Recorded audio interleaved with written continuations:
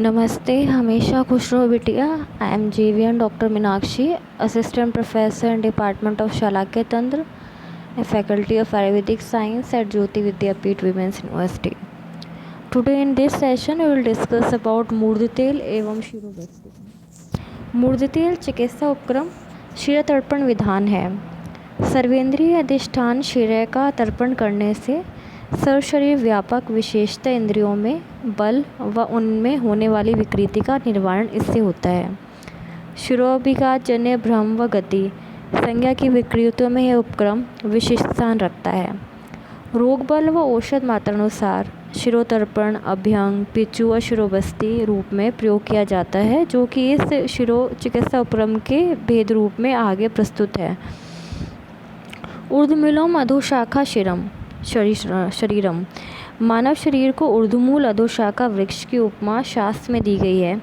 जैसे मूल के तर्पण करने से वृक्ष बढ़ता है, वैसे शिर का तर्पण करने से सर्व शरीर का तर्पण होता है और सर्वांगवाद का शमन होता है। इसी कारमुकता के कारण अनिद्रा जैसे रोगों में भी यह कार्यकारी सिद्ध होता है। शिरा प्रदेश की त्वचा केश भूमिगत रोगों व अन्य शिरा रोगों व सर्वांग विकारों के चिकित्सार्थ मूर्ध तेल चिकित्सा उपक्रम का निर्देश आयुर्वेद में मिलता है। मूर्ध तेल से अभिप्राय शरीर की त्वचा पर तेल आदि शुद्ध स्नेह अथवा औषध स्थित स्नेह के लगाने के विधान से है। यह चिकित्सा विधान शरीर की रुक्षता जैसी सामान्य अवस्था से लेकर तिमिर व वाक्संग जैसे दारुण रोग अवस्थाओं में प्रयुक्त किया जा सकता है। नेत्र व कर्ण केश भूमि के समीपस्थ प्रत्यंग होने से केश भूमि के रोग यथा कंडु और अंशिका व पाक आदि रोग समीपस्थ प्रत्यंगों को समान रूप से रोग पीड़ित करते हैं। अतः मूर्ध तेल जैसे चिकित्सा उपक्रम से स्थानिक त्वचा के विकारों का शमन कर्ण नेत्रोग प्रतिषेधक एवं चिकित्सा उपक्रम है। सीबोरिक ब्लेफाइटिस एंड ओटाइटिस एक्सटर्ना प्रमुख उदाहरण है। इसके बाद आते हैं मूर्ध तेल के भेद। मूर्ध तेल के 4 भेद हैं: अभ्यंग पिचु परिषेक और बस्ती। बस्ती को शिरोबस्ती कहा गया है। यह अष्टांग संग्रह सूत्र स्थान में बताए गए हैं। उत्तरोत्तर ये चारों मूर्ध तेल प्रकार बलवान हैं, अर्थात अभ्यंग से परिषेक व परिषेक से पिचु अधिक गुणप्रद है। इस प्रकार शिरोबस्ती सबसे अधिक गुणदायक मूर्ध तेल प्रकार माना जाता है। फिर बताया मूर्ध तेल विधि निर्देश। अभ्यंग केश भूमि पर स्नेह से मालिश लेप करने को शिरोभ्यंग कहते हैं। सिर पर से तय बाल हटाकर केश भूमि पर पहले तेल लगाना चाहिए, तत्पश्चात केशों पर तेल लगाना चाहिए। इतनी मात्रा में स्नेह का अभ्यंग करना चाहिए कि स्नेह बहकर नेत्र मुख व ग्रीवा पर आ जाए। शिर अभ्यंग निम्न रोगों की चिकित्सा हेतु लगाना चाहिए। पहला है सिर की रुक्षता कंडू मल दूर करने हेतु। दूसरा है केशों की मृदुता बाल लंबे करने घने करने और केश काले करने हेतु। तीसरा है शिरोरोग जैसे कि शिरशूल शिरशून्यता आदि रोगों की चिकित्सा हेतु। चौथा है शिर तृप्ति यानी इंद्रियों के संतर्पण और मुख मंडल त्वचा के सौंदर्य हेतु शिरोभ्यंग करना चाहिए। दूसरा भेद है शिरा परिषेक। स्नेह की अधिक मात्रा से सिर का सींचन करना, धोना, धार रूप से द्रव सिर पर लगाना, डालकर धोना शिरा परिषेक मूर्ध तेल विधि है। व्रण शोधनार्थ परिषेक को जल आदि से भी किया जाता है। यह परिषेक निम्न अवस्थाओं में करना चाहिए: अरुंशिका, दाह, व्रण, शिरतोत्पाक। इसके बाद पिचू का वर्णन मिलता है। स्नेह से सिक्त पिचू को केश भूमि पर रखना पिचू मूर्ध तेल विधि है। पिचू स्नेह को अवशोषित कर अधिक देर तक अपने में रोके रखता है, अतः अधिक देर तक केश भूमि के संपर्क में रहता है। इस प्रकार अधिक लाभ होता है। पिचू का प्रयोग निम्न अवस्थाओं में करना चाहिए, जैसे केशशात बालों का गिरना, स्फुटन केश भूमि की त्वचा का फटना, धूपन सिर में से धुआं निकलने की प्रतीति, नेत्र स्तंभ वर्तमान नेत्रों की गति में जड़ता होना। फिर चौथे भेद शिरोबस्ती का वर्णन है। मूर्ध तेल प्रयोग का यह अंतिम व सबसे अधिक फलदायक उपक्रम है। शिराभ्यंग, परिषेक व पिचू भेदों पर यदि प्रयुक्त स्नेह की मात्रा पर ध्यान दें तो स्पष्ट है कि उत्तरोत्तर उपक्रमों में स्नेह की मात्रा में वृद्धि हुई है।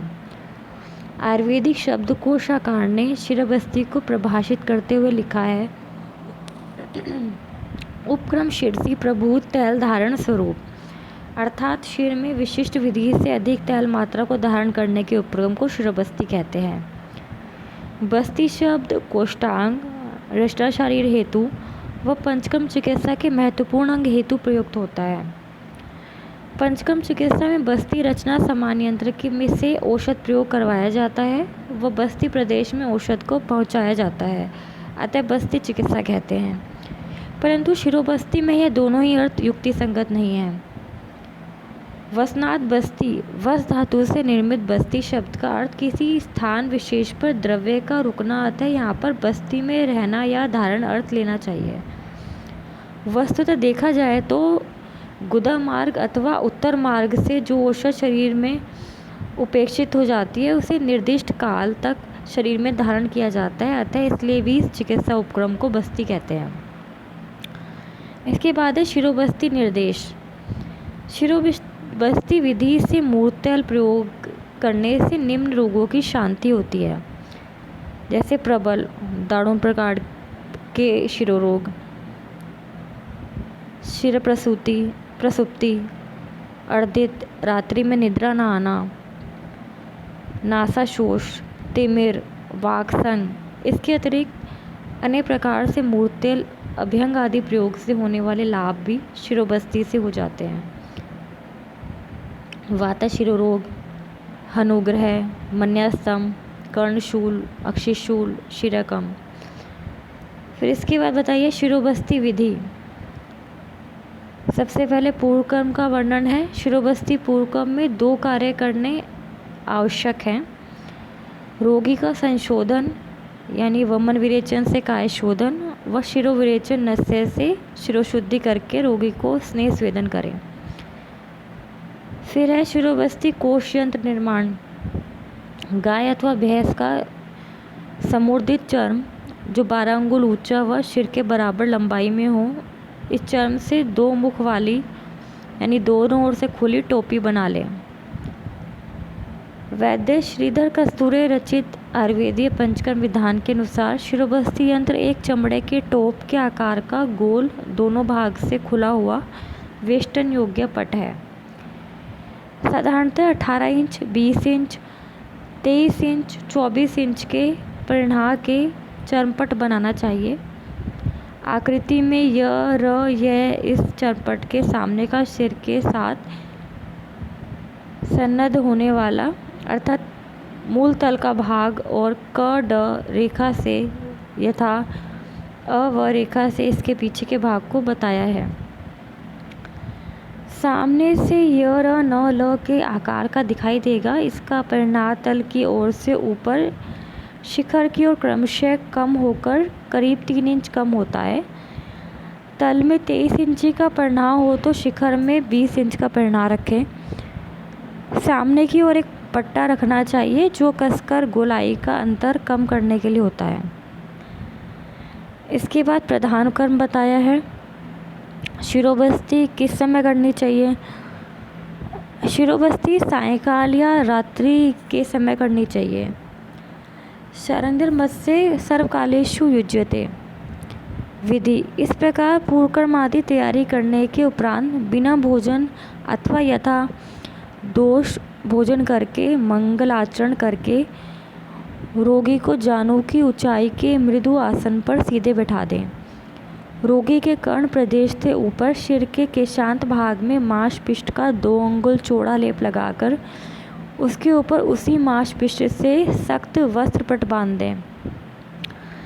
इस पिष्टी सख्त वस्त्र के ऊपर शिरोबस्ती कोष धीरे से रखकर कोष मूल को दृढ़ रस्सी से कसकर बांध दें। बांधते समय बस्ती कोष पर वली न पड़े।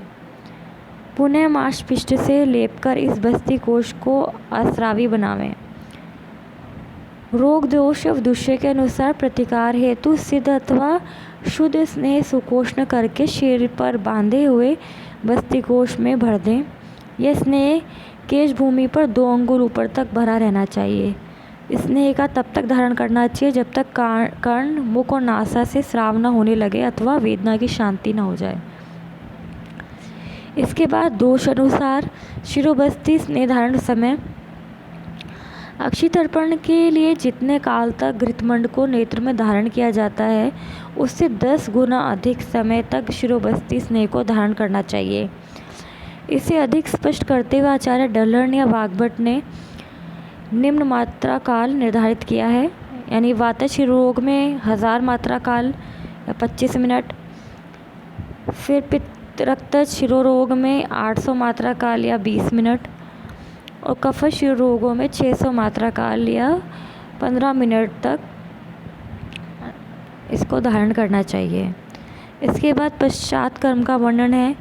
इस प्रकार विधान पालन करने के उपरांत शिरा को टेढ़ा करके स्नेह की पात्र को निकाल दें। वह पश्चात बस्ती कोष को अलग कर दें।